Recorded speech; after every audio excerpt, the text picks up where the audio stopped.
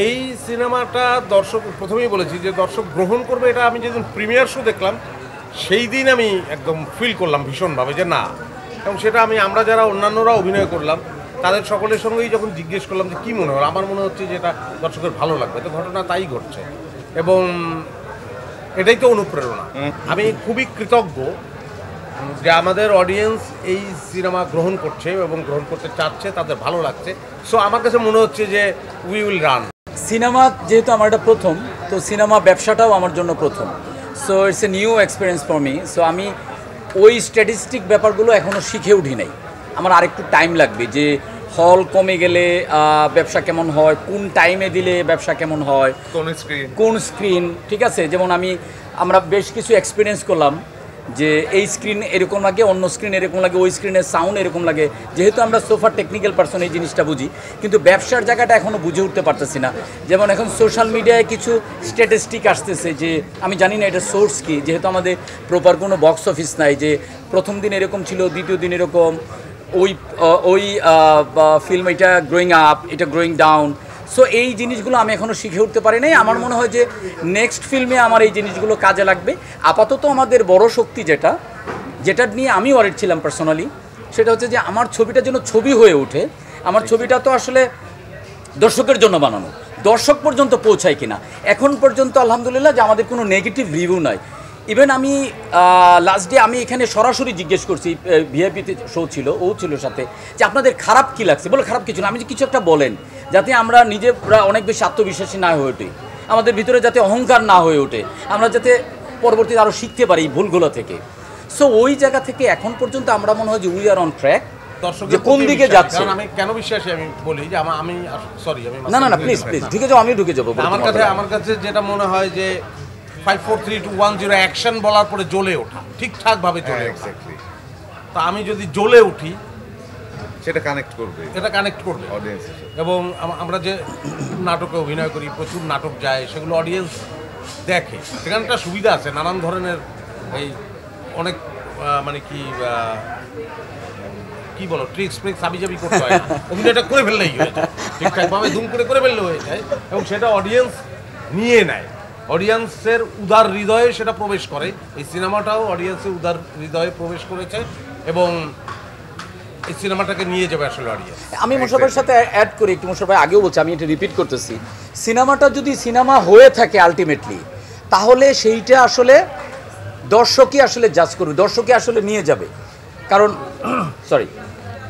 দর্শক কী হয় সিনেমা দেখার সময় বা যে কোনো কন্টেন্ট দেখার সময় কী করে, তার নিজেকে আসলে কানেক্ট করতে চায় সেই গল্পের সাথে, সেই চরিত্রের সাথে, ওই জার্নিটার সাথে ইনভলভ হয়ে যায়। সো এইটা যদি সেই কন্টেন্টের মেরিটে যদি সেটা করে নিতে পারে, তাহলে তো নিয়েই যাবে। এখন মানে ভাই আপনার যে প্রশ্নটা ছিল, ব্যবসার জায়গাগুলো আমরা এখনো বুঝি না। সো আমরা হয়তো ভবিষ্যতে আমার একটু কথা আছে যে শরাফ আহমেদ জীবনের আসলে সিনেমা বানানোটাই বোঝা উচিত। বাংলাদেশে ফিল্ম মেকারের আসলে ফিল্ম বানানোটা বা স্টোরি টেলিংটাই তার বেসিক কাজ হওয়া উচিত।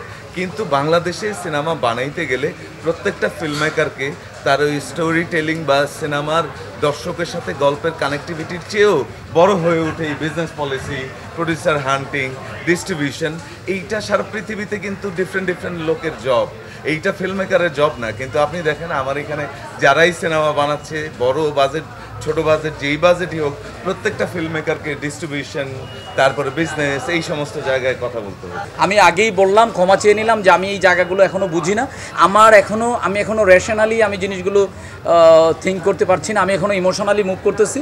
তো আমি ওই জায়গায় থাকি না, একটু আমাকে একটু এনজয় করতে দেন, দর্শকের ভালোবাসাটা একটু এনজয় করতে দেন। মানুষ গল্প পছন্দ করছে, এইটাই আমি চাই আর কি।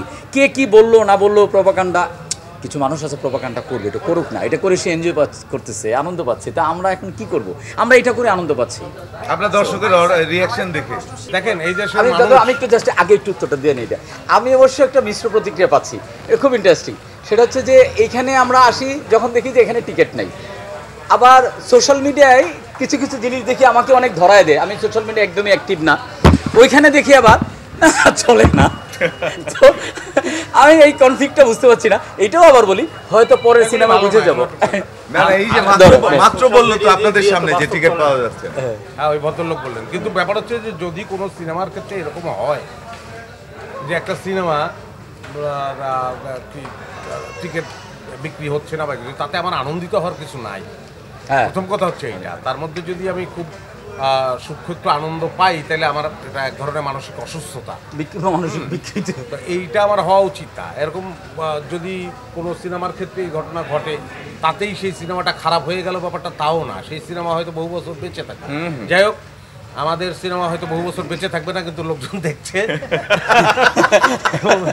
আমি আমি এতটুকুতেই সন্তুষ্ট। এই ভদ্রলোক বললেন যে উনি এসে টিকিট পেলেন না, উনি কি করা যায়, ওনার এখন ভাড়াটা দিয়ে দেবো বা উনি আর একদিন আমার কাছে টাকা নেই। আপনি যে বেসিক যে কোশ্চেনটা করছিলেন সেটার অ্যান্সারটাই বলছি। আমাদের দেশের মানুষ শুধু বিভিন্ন ক্ষেত্রে বিভিন্নভাবে তারা প্রমাণ দিয়েছে, কিন্তু তারা এই দেশটাকে ভালোবাসে অনেকভাবেই, অনেকবার প্রমাণ তারা করেছে যে তারা এই দেশটাকে ভীষণ ভালোবাসে। আমরা হয়তো সবসময় তাদের সেই মানুষের পালস আমরা সবসময় বুঝতে পারি না। একটা সময় সিনেমায় যেটা ছিল যে বিনোদনের মাধ্যম বলতে সিনেমা হলেই ছিল, গ্রাম পর্যায়ে টেলিভিশনও ছিল না, সবাই সিনেমা হলে যেত। তখন ব্যাপারটা অনেক সহজও ছিল এই কারণেই, হলও ছিল সেই পরিমাণ। এখন ব্যাপারটা অনেক মানে চতুর্দিকেই, ঘরে ঘরে সিনেমা হল বলতে গেলে, টেলিভিশনে, তারপরে বিভিন্ন ওয়েব প্ল্যাটফর্মের মাধ্যমেই তারা অনেক কিছু দেখতে পাচ্ছে। এত বিস্তৃত বিনোদন সেখানে তারা আসছে, এবং এখানে বিদেশি সিনেমাও চলছে, তারা বাংলা সিনেমাটাই বেশি করে দেখছে। এই অ্যাটিটিউডটাকে আমি স্যালুট জানাতে চাই। একদমই আমরা সবাই আমাদের এই দর্শকরাই আসলে তারা এই দেশটাকে ভালোবাসে, তারা এই দেশের সংস্কৃতিকে ভালোবাসে, তারা আমাদের অভিনয় ভালোবাসে। নাইলে আমরা এই ছোট দেশে আমাদের কত ধরনের যে সীমাবদ্ধতা, আর্থিক সীমাবদ্ধতা, বাজেটের সীমাবদ্ধতা, অনেক কিছুই তো আমরা চাইলেও করতে পারি না। তারা ভালোবাসে বলেই আসলে কিন্তু আমরা করতে পারছি, এবং তাদের ভালোবাসাটা থাক। Salute to them.